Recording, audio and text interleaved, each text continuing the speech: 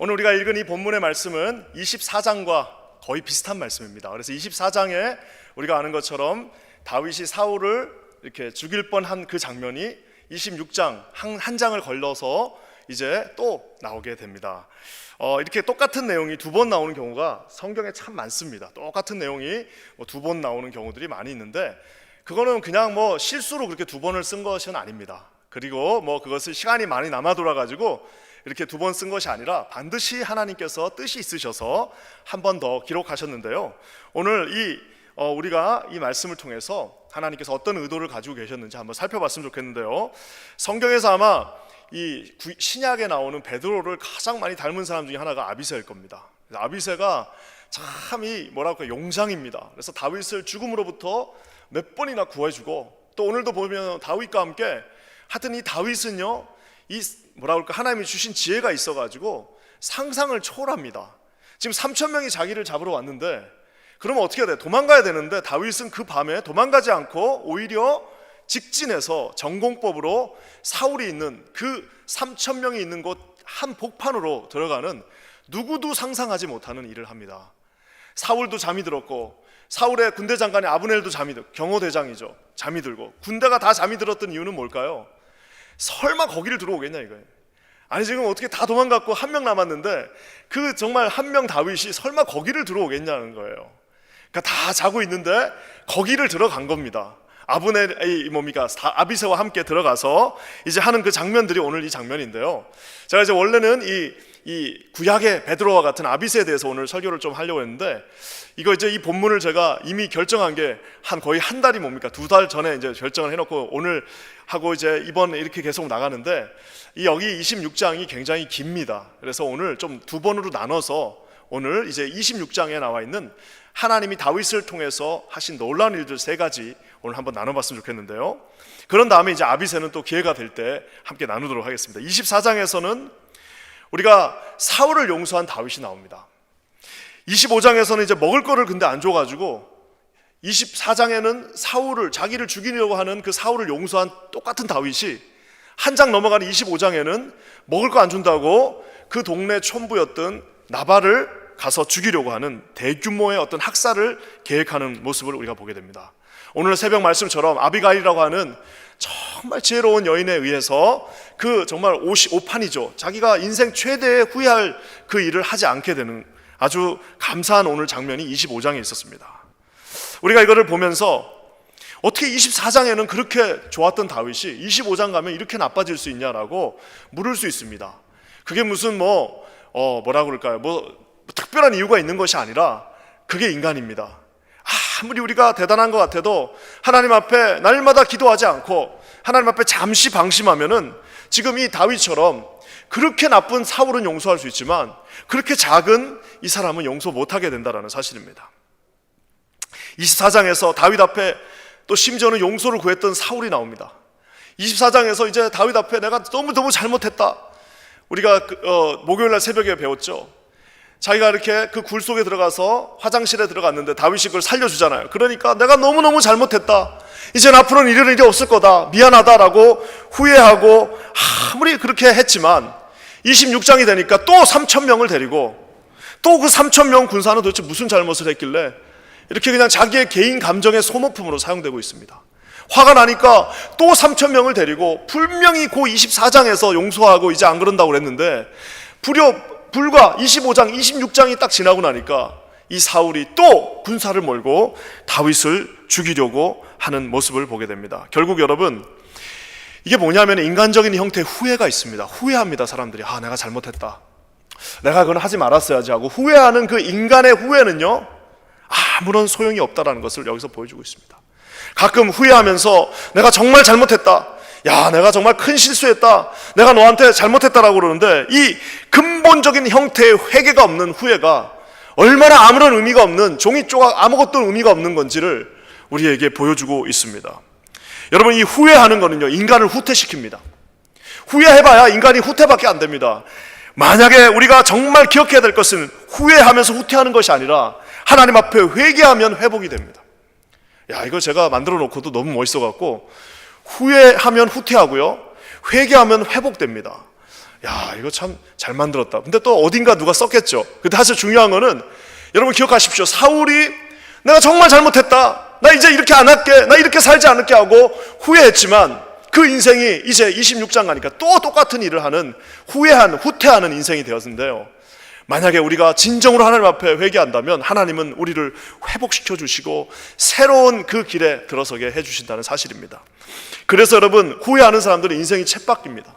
성장이 없고 계속 왔다 갔다 똑같이 고기 가다가 또 떨어지고 이 정도 올라가다가 또 떨어지고 그거를 뚫고 나가지를 못하는 겁니다. 왜?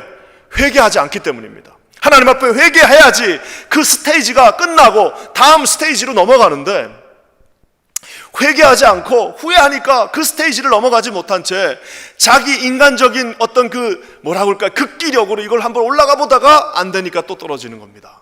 사랑하는 성도 여러분, 어제의 말씀처럼 우리가 하나님 앞에 죄를 많이 지은 사람이 회개하는 게 아니라고 그랬습니다. 누가 회개한다고요? 하나님 앞에 가까이 서 있는 사람이 회개하게 되어 있습니다. 하나님 앞에 혹시라도 회개할 것도 있으면은 하나님 앞에 회개하시고 인생의 다음 스테이지로 넘어가시는 저와 여러분 되시기를 주님의 이름으로 간절히 축원합니다. 그거 극복하지 못하면 계속 거기서 왔다 갔다 하다 끝납니다. 오늘 이제 다윗은요, 하나님 앞에 진심을 다해서 회개하면서 그 광야의 긴 시간 속에서 하나님을 만났습니다. 하나님을 만났어요. 옛날에 우리 남아프리카 공화국에 유명한 그 인권 대통령 누가 있죠? 넬슨 만델라가 있습니다. 27년 동안 감옥에 갇혀 있었어요. 그래서 오프라 윈프리 쇼에 나와가지고 물었죠. 윈프리가 물었습니다. 어떻게 27년 동안 거기서 도대체 어떻게 버틸 수 있었냐? 화가 나지 않았냐? 복수하고 싶지 않았냐? 라고 했더니 이 넬슨 만델라가 유명한 말을 했습니다. 그건 뭐냐? 나는 그 안에서 내 스스로를 다듬었다는 거예요. 어디 나가가지고 복수할 것도 없고 내가 워낙 나쁜 사람이고 내가 내 근본을 알고 있기 때문에 그 27년 동안 나는 그 안에서 내 스스로를 다듬었다라고 하는 유명한 말을 남겼습니다. 다윗은요, 이 광야 생활에서 하나님 앞에 다듬어지는 그 놀라운 은혜를 우리가 보게 됩니다. 결국엔 그렇게 돼가지고 이제는 하나님의 앞에까지 오게 되는 다윗의 그 찬란한 모습을 오늘 보게 되는데요, 이 광야 생활을 하면서 다윗이 오늘 이 26장에서 놀라운 변화에 대한 모습을 보여줍니다. 세 가지 참 재밌는 단어를 통해서 이 사무엘상을 기록한 사람이 아주 세 가지 재미있는 단어를 통해서 다윗이 어떻게 그 인생에서 회복되어졌는지를 오늘 보여주고 있습니다. 저는 오늘 이 말씀을 통해서 저와 여러분이 이 단어와 같이 하나님 앞에 회복되어지시고 회개되어지는 놀라운 역사가 있기를 주의 이름으로 간절히 축원합니다. 반드시 여러분 그 스테이지를 뚫고 다음으로 가셔야 됩니다. 반드시 그곳에서 멈추시면 안 됩니다. 하나님께서 저와 여러분들을 반드시 사용하십니다. 어떻게 해요? 그 스테이지를 넘고 다음 막이 열리는 그 막으로 나가야 된다는 사실입니다. 오늘 이 세 가지를 보시면서 어떻게 하나님께서 다윗을 온전하게 그 다음으로 넘기시는지 한번 살펴봤으면 좋겠습니다. 먼저 우리 19절 말씀입니다. 다윗이 자기 자신을 무엇으로 평가하고 있는지 우리 19절 말씀 한번 다 같이 읽겠습니다. 시작. 원하건대 내 주 왕은 이제 종의 말을 들으소서. 만일 왕을 충동시켜 나를 해하려 하는 이가 여호와시면 여호와께서는 제물을 받으시기를 원하나이다마는 만일 사람들이면 그들이 여호와 앞에 저주를 받으리니 이는 그들이 이르기를 너는 가서 다른 신들을 섬기라 하고 오늘 나를 쫓아내어 여호와의 기업에 참여하지 못하게 함이니이다. 여기 보면은 다윗이 처음에 얼마나 억울했겠습니까? 똑같은 장면입니다. 사울이 이제 그 창을 들고 나왔죠. 그래가지고 또 사울이 잠에서 깼어요. 짜고 나서 보니까 자기 창이 없어졌네. 자기 창하고 물병이 없어졌어요. 그 말은 뭡니까? 다윗이 여기까지 들어왔다가 자기 밖에서 나간 건데, 그러면서 다윗이 그 아브넬을 깨웁니다. 경호대장을 깨웁니다. 저 먼 그 흑암 속으로 들어가서 아브넬 일어나라. 너는 왜 왕을 지키지 않냐? 너 왕 앞에 내가 지금 가서 이 창과 물병을 들고 나왔다라고 하니까 사울이 그냥 잠이 뻘떡 깼어요. 그러면서 이 사울 왕한테 지금 다윗이 외치는 그 말이 바로 오늘입니다. 왕이시여 왜 나를 해치려 합니까? 왜 저를 그렇게 해치십니까? 도대체 내가 뭘 잘못했길래 도대체 왜 당신은 나를 이렇게 죽이려고 하십니까? 라고 얘기하는데요, 참 재밌는 것은 여기서 다윗의 태도가 바뀝니다. 그래서 뭐냐면은 하나님 앞에 만약에 이것이 하나님께서 당신에게 주신 마음이라면 만약에 나를 죽이려고 하는 그 마음이 사람들의 그 간신들의 말이 아니라 만약 하나님께서 당신에게 그 마음을 주셨다면 제가 하나님 앞에 제물이 되겠습니다라고 오늘 하나님 앞에 놀라운 고백을 하고 있는 겁니다. 사랑하는 성도 여러분, 다윗은 아까도 얘기한 것처럼 얼마나 억울했겠습니까? 도대체 왜 나를 이렇게 죽이려고 하는 거지? 도대체 내가 뭘 잘못했지? 내가 하나님 앞에 뭘 잘못했길래 저 사울은 나를 이렇게 못 잡아먹어서 안 날이지? 하고 나는 결백하고 나는 잘못한 게 아무것도 없고 나는 내가 생각해도 아무런 잘못이 없는데 왜 나에게 이러는 건가라고 아마 끊임없이 갈등하고 고민했을 겁니다.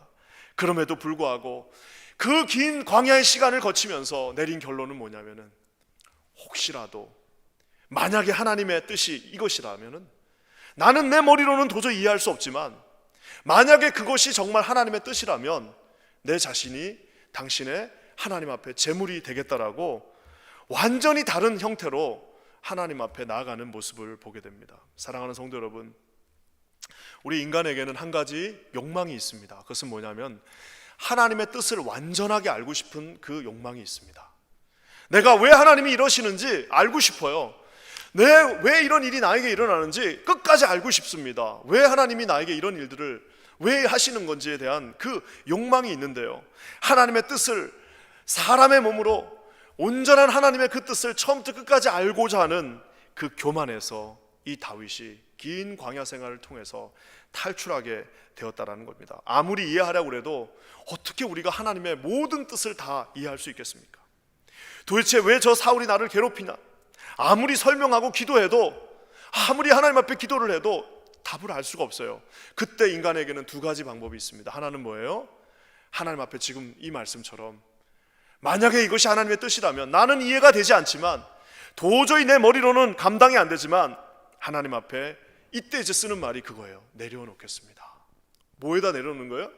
우리 그 책 제목 내려놓음이 굉장히 여러 가지로 해석이 되는데 해석을 잘 하셔야 됩니다. 그게 무슨 뭐 우리가 뭘 내 자신을 내려놓는다 이런 개념이 아니라 내려놓음의 가장 근본은 뭐냐면은 내 자신을 어디다 내려놓는 거예요? 하나님의 제단 앞에 내려놓겠습니다 라는 말입니다. 내가 무슨 하고 있던 일을 내려놓고, 내가 무슨 뭐 섬기던 것들을 내려놓고, 내 무슨 뭐 권익을 내려놓고, 내가 뭐 이거 내려놓고 어디 선교사로 나가고, 여러분 이런 하찮은 어떤 정신의 인간 극기의 발로 어떤 무슨 인간이 뭔가를 할 수 있다라고 하는 그 발로에서 나온 제목이 아니라 내려놓는다는 말은 어디에 내려놓느냐가 중요한 겁니다. 어디에 내려놓는 거예요? 당신의 제단 앞에.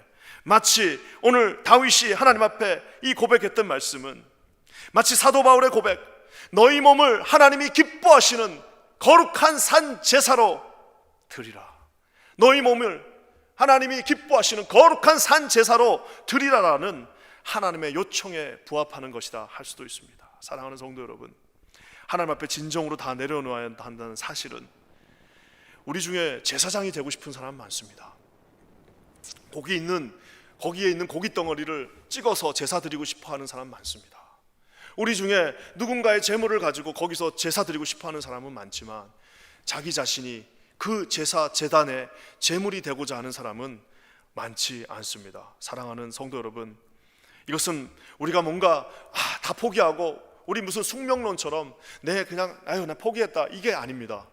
진정으로 하나님 앞에 붙들림 바 되고자 하는 자들의 맨 마지막이 결국에는 내 자신을 하나님 앞에 거룩한, 그냥 나중에 쓸모가 없어져가지고 나중에 하다 보니까 이제 움직일 수 없어서 쓸모없어서 그냥 어쩔 수 없이 드리는 것이 아니라 팔딱팔딱 뛰고 있는 가장 좋은 제물을 하나님 앞에 드린 하나님의 백성들처럼 내 자신을 하나님 앞에, 이 청춘 다윗이, 이 근육의 몸의 다윗이 하나님 만약 그것이 당신의 뜻이라면, 저 이상한 사람 사울을 통해서 나를 그렇게 고통하고 나를 그렇게 죽이려고 하는 것이 당신의 뜻이라면 나는 내 몸을 당신 앞에 제물로 드리겠습니다라고 오늘 하나님 앞에 고백한다는 사실입니다. 사랑하는 성도 여러분, 우리가 아는 것처럼 뭐 효녀 효부들이 많습니다. 효녀 효부들 그 끝에 누가 있어요? 세상의 최고의 효녀가 누굽니까? 심청이지. 심청전 나오잖아요. 지금은 이거는 무슨 지금 이 컨셉으로 우리가 이해는 되지 않지만 심청이가 하나님이란다. 자기 아버지 앞에서 최고의 효녀가 됐던 이유는 뭐예요? 말을 이쁘게 해서요? 그렇지 않습니다. 뭡니까? 결국에는 아버지의 그 하찮은 눈 하나를 위해서 내 생명을 임당수의 제물로 바치겠다라고 말했기 때문입니다. 그리고 그곳에서 치마를 뒤집어 쓰고 뛰어내렸기 때문입니다. 사랑하는 성도 여러분, 예수 그리스도가 위대한 이유는 본인은 영원한 대제사장 되시는 디프리스트이셨지만 그 영원한 대제사장이신 그 제사장 예수 그리스도가 우리를 위한 영단번의 제물로 그 위에 앉아 계셨기 때문입니다. 사랑하는 성도 여러분, 제사장이신 예수 그리스도가 제물이 되는 그 자리가 어디입니까? 바로 우리가 날마다 보고 있는 저 십자가라는 사실을 여러분 기억하시기를 우리 주님의 이름으로 간절히 축원합니다. 오늘 이 다윗은 그 광야 10년의 생활 동안 이제는 옛날에는 왜 이러시냐라고 계속 물어봤어요. 하나님 도대체 이거 도대체 왜 이러십니까? 라고 계속해서 물어보다가 이제 어느 정도 수준이 되니까 하나님 앞에 내 자신을 제물로 드립니다. 만약 그것이 하나님의 뜻이라면 도저히 이해되지 않는 사울의 저 행동도 나는 하나님의 그 믿음 안에서 받아들이겠습니다. 기뻐하시는 거룩한 산제사가 되겠습니다라고 하나님 앞에 우리 자신의 모든 영역을 내어놓는 사랑하는 성도 여러분, 다윗의 모습이 바로 이런 위대한 모습이란 사실을 기억하시는 저와 여러분 되시기를 주님의 이름으로 간절히 축원합니다. 여러분, 이거는 후회한다고 되지 않습니다. 이건 무슨 감정적인 격한 마음에 인생 앞에 한번 내가 후회해 본다고 되는 게 아니라 철저하게 하나님 앞에 영광의 빛 대신 주님 앞에 낱낱이 그분 앞에 고하며 나가며 하나님 내 자신이 누구냐를 물을 때에 자기 자신을 하나님 앞에 드려지는 거룩한 산 제사로 드릴 수 있다는 사실을 여러분 기억하시기를 주님의 이름으로 간절히 축원합니다. 다윗은 이제 자기 자신이 제물이 되었습니다. 자, 그러면은 자기를 제물로 보면 그 다음에는 자기 자신의 아이덴티티가 어떻게 될까요? 여러분, 오늘 20절 말씀에 참 재밌는 말씀 하나가 나옵니다. 우리 20절 말씀 한번 읽겠습니다. 시작. 그런즉 청하건대 여호와 앞에서 먼 이곳에서 이제 나의 피가 땅에 흐르기 말게 하옵소서. 이는 산에서 메추라기를 사냥하는 자와 같이 이스라엘 왕이 한 벼룩을 수색하러 나오셨음이니이다.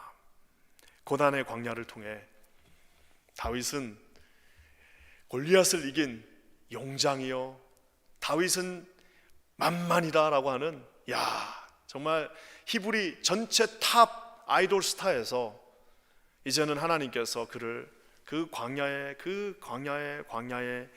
대답도 없는 광야, 아무것도 없는 그 광야에서 시간을 보내게 하면서 결국에는 다윗이 자기 자신의 그 정체성을 오늘 벼룩이라고 말합니다. 벼룩 보셨죠? 띄어봐야 벼룩. 여기 토토토토 물잖아요. 띄어봐야 벼룩.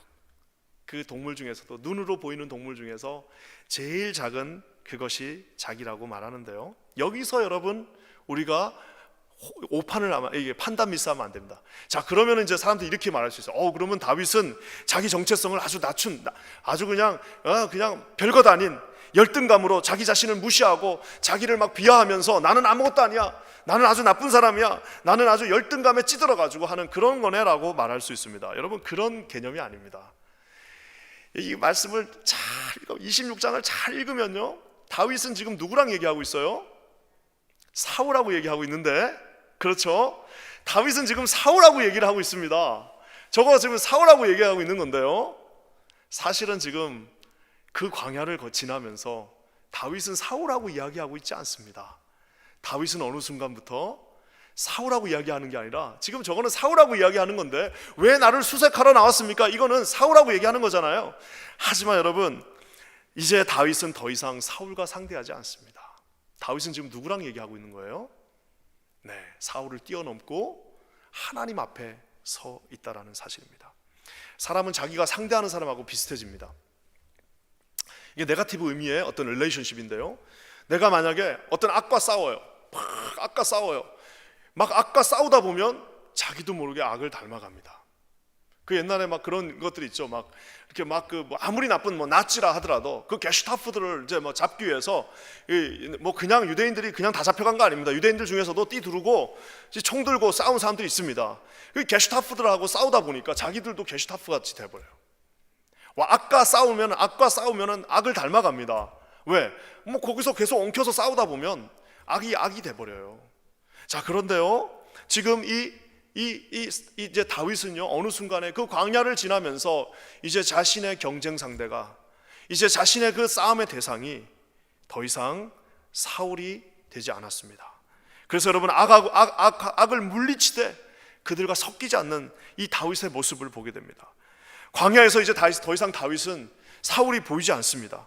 하나님을 깊이 만난 다윗은 이제 하나님 앞에서 자기 자신을 보고 있는 것입니다. 상대방에 비해서 상대방이 보이면 항상 뭘 합니까? 경쟁합니다. 가면 항상 너 몇 살이냐? 그거를 이제 직접 못 물어보니까 학교 언제 다니셨습니까? 군대 언제 나왔어요? 이래갖고 물어봐서 이제 나이가 1살, 2살 어리면 이제 이렇게 나가고, 좀 많으면 이제 또 형님 하면서 끊임없이 이 세상은 서열을 나누고 경쟁하게 만들고 내가 저 사람보다 높다 낮다를 구분하게 만드는데, 오늘 다윗은 하나님 앞에 비추어진 자신의 모습을 보게 됩니다. 사랑하는 성도 여러분, 지금 다윗은 사울과 이야기하는 게 아니라 하나님하고 대화하고 있습니다. 다윗의 상대는 이제는 사울이 아니라 그 위에 계신 하나님이 되었습니다. 하나님 앞에서 벼룩이 된 것입니다. 사울은, 우리가 아는 것처럼 다윗은 사울을 한 방에 보낼 수 있습니다. 벌써 몇 번째 기회가 왔지 않습니까? 그뿐만 아니라 다윗은 골리앗도 한 방에 보낼 수 있는 사람입니다. 모든 사람, 이스라엘의 그 누구도 다윗의 적수가 될 수가 없습니다. 그럼에도 불구하고 그는 하나님 앞에 서니까 벼룩이 되는 거예요. 사랑하는 성도 여러분, 하나님 앞에 벼룩이 되면 하나님이 여러분을 강한 용사로 사용하십니다. 사람 앞에 강한 용사가 됩니다. 하지만 여러분, 하나님 앞에 강한 용사가 돼갖고 하나님 앞에서 내가 뭘 한번 해보겠다라고 하면 사람 앞에서 수치를 당하게 된다는 사실입니다. 사랑하는 성도 여러분, 저와 여러분들이 여러분의 경쟁 상대, 여러분 만약에 우리의 릴레이션십에 무너진 부분이 있거나 어려움이 있다라면 진정한 겸손의 왕 대신 그리스도를 닮아 그리스도와 여러분들이 함께 되시기를 우리 주님의 이름으로 간절히 축원합니다. 진정한 겸손은 하나님 앞에 서 있는 자에게만 나올 수 있습니다. 약해서 겸손해지는 게 아닙니다. 부족해서 낮아지는 것이 아닙니다. 여러분, 뭔가 온전하지 못한 부분이 있어갖고 무릎을 꿇는 것이 아닙니다.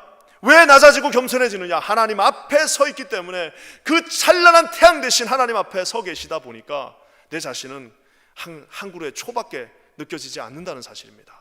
사랑하는 성도 여러분, 다윗은 이제 하나님 앞에 서 있게 됩니다. 나는 벼룩입니다. 하나님, 저는 벼룩이에요. 다윗이 무슨 벼룩입니까? 다윗은 1인자입니다. 여러분, 다윗이 무슨 벼룩입니까? 다윗은 최고의 용사였지만 하나님 앞에서 나는 벼룩이다 말하면서 오늘 사울의 뭐라고 할까요? 모든 공격들을 하나님 앞에 제껴놓는 그 놀라운 모습을 보게 됩니다. 기도하기는 오늘 이 예배를 참석하는 우리 사랑하는 모든 성도님들, 오늘 방송으로 함께하고 계시는 모든 우리 흩어진 500교회 성도님들, 여러분 자신이 하나님 앞에 서 계셔서 벌레 봐도 못한 내가, 그게 무슨 내 자신을 벌레로 보라는 소리가 아닙니다. 하나님 앞에 그렇게 낮고 낮은 우리가 하나님의 자녀됨을 여러분 기억하시는 저와 여러분 되시기를 우리 주님의 이름으로 간절히 축원합니다. 그러니까 참 자아가 건강한 겁니다. 만약에 사람 앞에서 내가 벼룩이다 그러면 얼마나 비참하겠습니까? 사람 앞에서 좀 잘한다고 폼 잡으면 그것만큼 보기 싫은 게 어디 있겠습니까? 사람 앞에서 폼 잡고, 조금만 자기보다가 못하면 폼 잡고, 조금만 자기보다 뭐라고 할까요? 좀 센 것 같으면 또 굽신굽신하는, 여러분 그런 인간이 아니라 오직 하나님 앞에 나는 벼룩입니다라고 서는 그 날선 다윗의 모습, 여러분 이 모습이 저와 여러분의 모습이 되시기를 우리 주님의 이름으로 간절히 축원합니다. 마지막으로 여러분, 다윗은 처음에 자기 자신을 제물로 보았습니다. 다윗은 이제 자기 자신을 이제 벼룩과 같은 존재라고 하나님 앞에서 낮췄습니다. 자, 이제 마지막에 한 가지 해결해야 될 문제가 있습니다. 자, 그게 뭐냐? 우리 22절과 23절 말씀 한번 다 같이 읽겠습니다. 22절과 23절입니다. 시작. 다윗이 대답하여 이르되 왕은 창을 벗어서 한 소년을 보내어 가져가게 하소서. 여호와께서 사람에게 그의 공의와 신실을 따라 갚으시리니 이는 여호와께서 오늘 왕을 내 손에 넘기셨으되 나는 손을 들어 여호와의 기름 부음을 받은 자 치기를 원하지 아니하였음이니. 아까 얘기한 것처럼 다윗은 정말 너무너무 매력적인 남자입니다. 한번 상상해 보세요. 3,000명이 잡으러 오면 보통 사람 같으면 막 오줌을 이제 질질 싸면서 어떻게 해야 돼? 도망가야지 하고 이제 도망갔을 텐데, 가만히 생각해 보니까 이거 어차피 도망갈 데도 없어요. 어차피 이거 도망가봐야 답이 안 나와요. 어떻게 합니까? 자, 나 따라갈 사람 한 명만 딱 가자. 그러니까 아비새가 베드로잖아요. 네, 제가 가겠습니다 한 거예요. 자, 그러면 둘이 이제 뭐 길게 생각할 것도 없고 그냥 직진해서 사울의 우리 텐트로 간다 하고 이제 둘이 간 겁니다. 어둑어둑해지니까 사울의 텐트로 그냥 쓱쓱 걸어갔을 것 같아요. 그냥 어차피 그 숨는다고 3,000명 앞에 어떻게 숨습니까? 그냥 제 생각에는 그냥 아무 생각 없이 이렇게 그냥 편안하게 걸어가니까 설마 저 사람이 다윗일까 하기도 했을 것 같아요. 또 물론 말씀에 보면 여호와께서 그들을 다 잠재우셨다라고도 말하는데, 하여튼 사울의 텐트까지 가서 3,000 군대가 설마 했는데 그 설마를 뚫고 왔습니다. 그러면서 깊이 잠든 사울과 군대 장관 아브넬 그리고 모든 병사들이 다 잠들어 있을 때 그가 사울의 그 창을, 물병을 훔쳐서 맞았습니다. 참 신기하지 않습니까? 어떻게 3,000명이 다 자고 있을까? 마치 이것은 문학적인 기법으로 하나님께서 이 사무엘상 이 기록자를 통해서 지금 현재 사울의 그 영적인 상태를 보여주는 겁니다. 3,000명이 있으면 뭐합니까? 3,000명이 여러분 칼을 들고 있으면 뭐합니까? 다 자고 있는데. 3만 명이 있으면 뭐합니까? 30만 명이 있으면 뭐합니까? 그 중에 하나님 앞에 서 있는 사람 한 명도 없으면 다 자고 있는 겁니다. 한 사람이 잠을 자지 않고 깨어 있을 때 그 적진 깊숙한 곳까지 가서 이제 어떻게 하는 거예요? 딱 갔더니 뭐가 있는 겁니까? 다윗 사울 그 머리 위에 창이 딱 놓여져 있습니다. 아비새가 그걸 봤습니다. 왕이시여, 두 번도 필요 없습니다.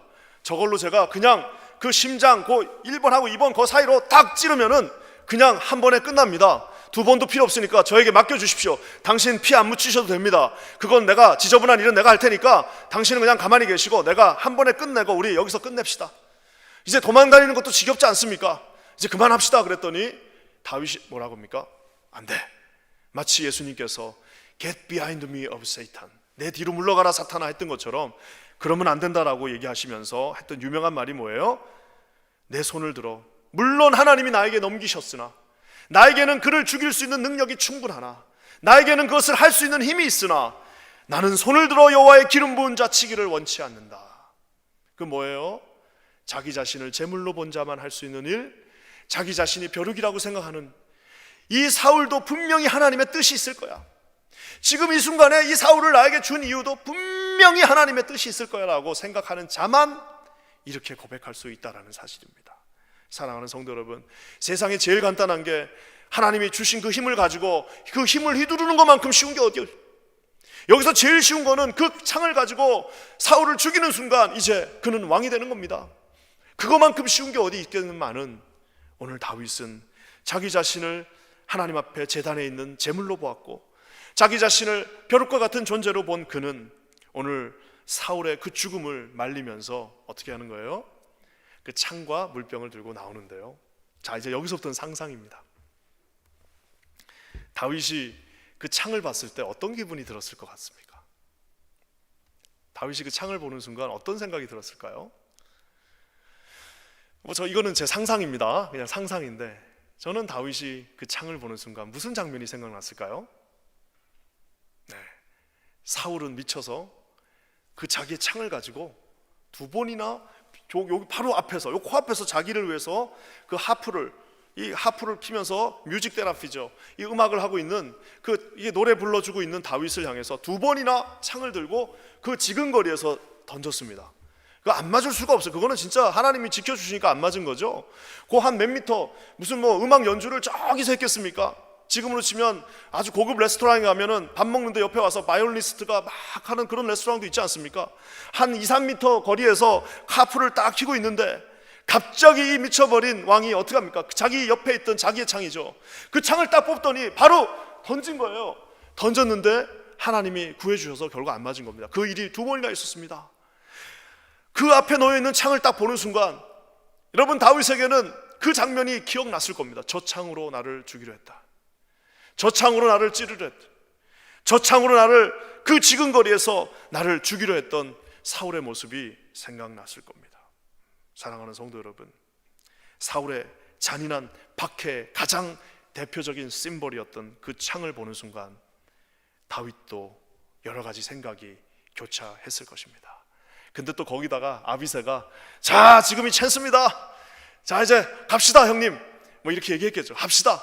실제로 다윗이 형님입니다. 그러니까 그 사촌이죠. 뭐 이래가지고 하여튼 자, 갑시다. 이제 그만 여기서 끝내고 한 번에 끝내고 갑시다라는 그 순간에 오늘 성령께서 자기 자신을 하나님의 제단 앞에 드린 그 사람, 하나님 앞에 자기 자신을 벼룩으로 보고 있었던 그 사람은 달랐습니다. 그렇게 할 수 없다. 분명히 하나님의 뜻이 이곳에도 있다라고 하면서 22절 말씀에 다윗이 대답하여 이르되 왕은 창을 보소서 한 소년을 보내어 가져가게 하소서. 여기다가 그대로 놔뒀으니까 그 쫄병 하나 보내서 가져가십시오 라고 하면서 자기 자신을 가장 힘들게 했던 것, 자기 자신의 인생에 가장 큰 두려움을 줬던 것, 자기 삶에 가장 큰 절망을 안겨준 것, 그 참기 어려운 것들을 다시 그의 손에 공손하게 돌려드리는 다윗의 위대한 모습을 보게 됩니다. 사랑하는 성도 여러분, 미국의 그 세뮤얼 풀러라고 하는 유명한, 뭐 우리 미국 사람들은 잘 모르지만 이 프랑스의 그 뭡니까 문단에서 말한 3대 영화 감독 세뮤얼 풀러라고 있습니다. 세뮤얼 풀러의 유명한 문제작 하나가 있는데 바로 한국 제목으로는 막연, 영어 제목으로는 White Dog, 흰 개, 막연이라고 하는 그 영화가 있습니다. 아마 잘 모르실 거예요. 이 영화가 개봉을 못하다가 뭐 하여튼 여러 가지, 이게 쉽게 간단한 내용인데 무슨 내용이냐면 이 주인공이 차 타고 쭉 가는데 흰색 세퍼트를 쳤어요. 봤더니 아유 이쁜 개가 있는 거예요. 그러니까 그 개를 안고 가서 이제 병원에 가서 정성스럽게 낫게 해줬어요. 자, 그래가지고 이제 치료를 하고 이제 보니까 이상하게 이 개가 그렇게 사랑스럽고 착한데 흑인만 보면 가서 무는 거예요. 이상하죠? 그렇게 착하고 순둥이 같은데 이 화이트 덕이 이 흑인만 보면 가서 그냥 무는 거야. 그래가지고 이제 이 사람 너무 신기해가지고 이제 그거를 치료하고 이런 과정 속에서 알고 보니까 이게 뭐냐, 이 백인 우월주의자들이, 그 이제 주인이죠, 그 전 주인 백인 우월주의자가 이 화이트 덕, 이 흰색 개를 어떻게 키웠느냐, 흑인들을 물고 끝까지 죽이는 그 개로 키운 겁니다. 어떻게 키웠느냐? 아주 간단합니다. 어떻게 했느냐? 어렸을 때, 개가 아주 꼬마였을 때부터, 애기였을 때부터, 퍼피였을 때부터 흑인들 그 뭐 마약하고 이런 사람들 불러다가 그 개를 막 지지고 때리고 막 하여튼 막 학대를 하는 겁니다. 그렇게 그냥 몇 년을 그렇게 이 개가 그렇게 크다 보니까, 물론 영화입니다, 영화. 진짜 그런지 몰라요. 근데 그렇게 키우고 나니까 이 개가 그렇게 착하고 온순한데 지나가다가 흑인만 보면은 가서 그냥 막 무는 거예요. 그래서 결국 얘를 뭐 죽이느냐 다시 살리느냐 하면서 이 조련사, 흑인 조련사가, 키스라고 하는 그 흑인 조련사가 이 개를 이제 교화시켜 나가는 과정인데, 그 상냥한 그 강아지가 자기를 괴롭혔던 그 사람만 보면, 그 상징만 보면은 가서 막 달려가는 겁니다. 사랑하는 성도 여러분, 오늘 다윗은 그 창을 봤습니다. 눈이 이제 확 뒤집어지는 그 순간입니다. 하지만 오늘 하나님 앞에서 더 이상 사울을 상대할 필요가 없었던 다윗은 그 창을 극복하고 다시 사울에게 돌려주는, 하나님 앞에서 악을 악으로 갚지 않고 선으로 갚는 예수 그리스도를 닮은 위대한 모습을 우리에게 보여주고 있습니다. 사랑하는 성도 여러분, 아마 우리 삶에 이런 우리를 자극하는 창들이 있을 겁니다. 이 삶에서 우리를 괴롭혔던 사람, 나의 인생에서 내 삶에 가장 고통스러웠던 그 장소, 우리 인생을 그 고난으로 깊은 좌절과 실패로 몰아갔던 그 모든 그 시츄에이션들, 오늘 성령께서 저와 여러분 가운데 혹시 그런 인생의 그 쓰디쓴 창들이 여러분 앞에 놓여 있다면, 여러분 그거 가지고는 절대로 다음 스테이지로 넘어갈 수가 없습니다. 반드시 그 창을 어떻게 하라고요? 하나님하고 상대하셔야 됩니다. 그에게 돌려주시고, 여기서 중요한 거는 돌려주고 둘이 화해했나요? 화해 안 했습니다. 왜? 안 됩니다. 하나님의 사랑과 이 사단에 사로잡힌 사람 같이 갈 수 없습니다. 그렇게 또 사울이 후회하고 눈물 흘리고 그랬지만 결국에는 어떻게 했습니까? 그 사람 그 길 가고 우리는 우리 길 가는 거예요.